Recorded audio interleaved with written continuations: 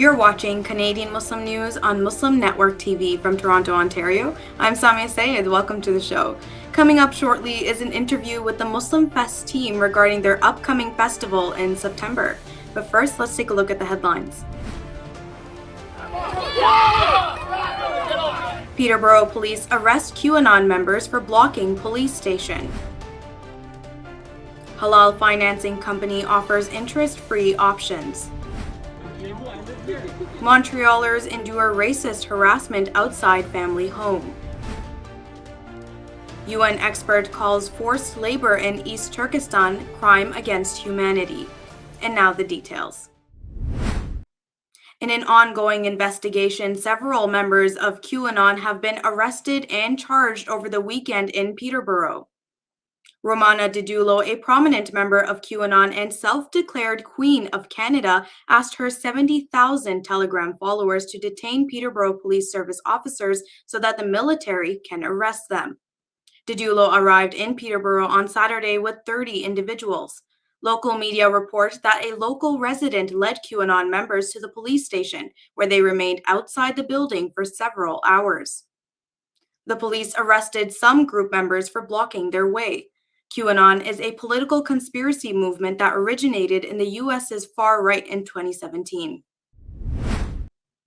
Mohammed Sawaf, co-founder and CEO of Munzil, a Toronto-based halal financing solution, says that a potential 2 million Muslims are not participating in the financial market due to its interest-based model. In a recent Tech News Beta Kit podcast, Sawaf says that 50% of Muslims rent in Canada because home mortgage involves interest. He says that Muslims are unable to utilize their capital based on their current financing model, depriving the market of millions of dollars. He says that Islamic financing is asset-based. Sawaf says that to provide Muslims with interest-free mortgage homes, his company provides the option of co-ownership or buys the home for its customers and resells it for profit. An 8-year-old girl in Montreal is afraid to leave her house after a passerby verbally assaulted her and her parents last week outside their home. Local media shared the 2.5-minute video that captures a man yelling at them in French that their home is India or Pakistan, that they do not speak French, and that they should go back. The couple were both born in Montreal with South Asian roots. A neighbor had tried to step in and defend the couple. The family has since filed a report with the police. A recent report by Statistics Canada shows a 27% jump in hate crimes this year over the last. A report released Tuesday by UN Special Rapporteur Tomoyo Obokata has concluded that minorities have been drafted into forced labor in East Turkestan, China's Xinjiang region, in sectors such as agriculture and manufacturing. The report points to two distinct state-mandated systems in China in which forced labor has occurred. One is a vocational skills education and training center system in which minorities are detained and subject to work placements. The other involves moving rural workers into secondary or tertiary work. According to the report, the excessive surveillance and abusive conditions of the workers could amount to enslavement as a crime against humanity. That's it for the news. Now, one of the largest events of the summer in Ontario, at least, is MUSLIMFEST. This 3-day festival showcases the various talents and achievements of Muslim artists. It tracks in tens of thousands of people every year. Joining us now to introduce this year's program and more is FAJER, JAVED, FARRWA, UROOJ, and Sana KHAWAJA from the MUSLIMFEST team. Welcome, all of you, and it's great to have you on the show today. Great to be here. Thank you.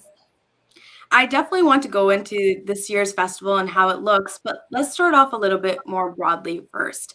MUSLIMFEST started, I believe, almost 20 years ago, maybe even more. Sister Sana, can you start us off by telling us how it all started? Well, thanks for having us here, Samia. It's great to be on the Muslim Network show. And I just want to go ahead and say that it's our 19th year, and we're really proud. We started back in 2004, and it was really just a kind of like a organic awakening in the Muslim community here in the Greater Toronto area, where we realized we really need to express our cultural heritage that we have. We know that Islam is practiced all around the world, but there are different cultures that practice Islam. There are so many variations from Malaysia, Singapore, Indonesia, to South Asia, to all across Africa, the beautiful big continent, and North America, and even South America. So how can we bring this kind of unified voice, this narrative of Muslims celebrating their art, culture, history, and identity together? And that's where MUSLIMFEST started. And we're really proud. It's 19 years strong. And the last 2 years we were on hiatus. Well, I'm sorry, we weren't really on hiatus, but we actually branched off into various cities across the GTA, and we kind of just grown from there. And I'm going to touch upon that later on in the interview, but I want to ask, over those 19 years, that's quite a long time, how do you think the festival has evolved? Well, we started off as an art show. So just at the Living Arts Center in Mississauga Square Library. And that's where it started. We started very humbly, just showcasing local artists, calligrapher, painters, poets, and we sort of just developed from there. And we know that Muslim art and culture is super rich throughout the world, whether it's our architecture, it's our writing, it's calligraphy, like handwriting came from calligraphy, the beautiful artistic expression of just letter writing. So I just grew from there. There was so much attraction from Muslims and non-Muslims alike. And I just wanted to say that back in 2004, 2 years prior to that, we had the fateful events of 9/11, unfortunately. And it was really that kind of awakening that we realized that we have to take control of our own narrative. And ever since then, that's exactly what we've done. We invite Muslims and non-Muslims alike to really experience and enjoy the love of MUSLIMFEST. As you said, Sister Sana, over the past 2 years, MUSLIMFEST has expanded across multiple cities now. Can one of you share more about this effort of reaching different cities? FARRWA. Yeah, for sure. So like over the years, especially the past couple of years, we've been able to branch into different cities, such as we went to Brantford, Markham, London. London was our third year this year. So just like trying to get the MUSLIMFEST platform to other cities and giving them a chance to see what MUSLIMFEST is all about. It's very rewarding, and also just the culture that you see in different cities itself. So like I think it's a huge accomplishment that we were able to branch into these different cities, and inshallah, moving forward, we'll go even further. That sounds wonderful. That MUSLIMFEST has expanded quite a bit now. The upcoming festival in September, at least, is in Mississauga at Celebration Square, and I believe it's one of the larger ones where, as I said before, it attracts in thousands of people. Sister FAJER, can you share more details about this specific event? Of course. So this specific event, as moving on from what Sana said as well, how we're, moving forward with the event is this year we actually have the event cater to different communities within the Muslim community itself. So like Sister Sana was saying about Malaysia and Singapore, etc. So this year we're really marketing our efforts towards those specific communities and increasing the exposure of the festival, not to just overall Muslims, but those specific smaller communities within Muslims. For example, the Palestinian community, the Pakistani community, we're going to be having different performances from different Pakistani performers or Arab performers. We are also doing a youth concert as well this year. So many performers just, catering to the Muslim youth. And I think this is something that's very new and different from the past years as the celebration has been growing. And yeah, so we're very excited about that. I love the addition of the youth show. That sounds like a very interesting topic.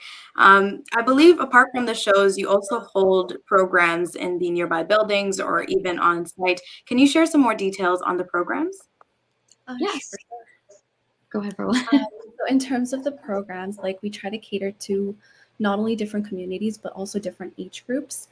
So we actually have a children's section, which is just full of activities for the children, whether that's inflatables, arts and crafts. We have a section for teenagers.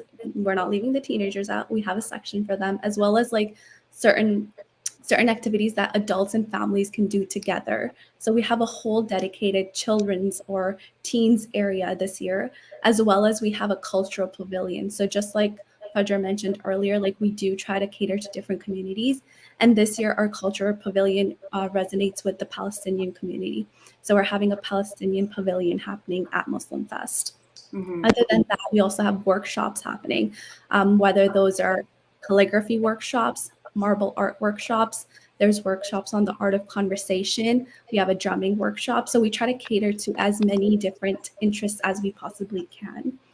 And all of these programs and events, they're all free? A majority of them are free, yes. Okay. My favorite part about MUSLIMFEST almost every year is the art show that happens in the glass pavilion. Is that happening this year, and how exactly is it all coordinated? So yes, it is happening this year, but it's moving from the glass pavilion to the Great Hall, which is the building at the back, and it's bigger and better than before. We're going to have an art exhibit displaying arts from different artists within the GTA, as well as we have a couple other exhibits in the building as well. So because MUSLIMFEST is so diverse in its shows and programming, well, it's not just about the entertainment part, but it's also like the actual art. So we're also having an art battle on stage, which I'm really excited about. So yeah, we definitely try to, diversify the type of artwork that we can display. I love the idea of an art battle. That definitely sounds very exciting and new for MUSLIMFEST as it comes back from its 2-year hiatus. If you had to name drop some of the artists that will be attending, what would you say? Oh, we have some really cool artists coming. So we have Wasim Badami. We have Kareem Jabari for calligraphy. We have, who else?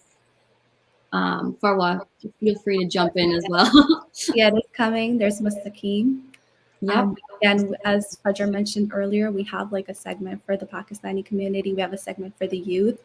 And we also have a segment for the Arab concert or the Arab communities. So we have Yahya Hawa coming there. We're going to have a Debke performance. So yeah, those are some of the main artists that we have this year. Definitely sounds very exciting.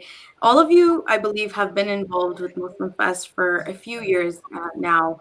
If you guys could look back and choose one moment that you particularly remember or you are fond of, what would you share? I'd like to jump in here. I would love to say that I'm really proud that we won the Greenest Festival Award. This just a few years ago. I think it was 2018 or so, and that was a really proud moment.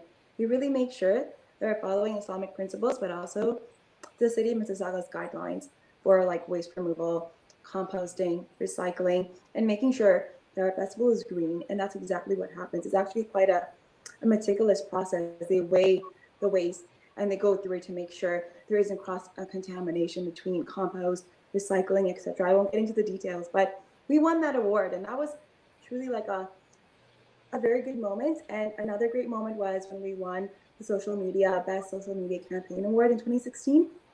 And it was great because just growing up, not really having much of a voice, and now we're being recognized as having such a robust, great, welcoming, vibrant social media presence for everyone to enjoy. Excuse me. So that was really a proud moment. Well, thank you so much, all of you, for joining us and telling us about MUSLIMFEST generally and also the more specific event coming up in September. It was a pleasure meeting you all. Can I give one final, sorry. Go ahead. I would just say, can you please follow our hashtags, hashtag MUSLIMFEST, hashtag Waste-Free Muslims, hashtag MUSLIMFEST 2022, and please follow us on social media. That would be great. Okay, great. Thank you so much once again. Thank you. You are watching Canadian Muslim News on Muslim Network TV. That's it from our Toronto studios tonight. Make sure to like, share, and subscribe to our channel for more Canadian Muslim content. Stay safe, and until next time.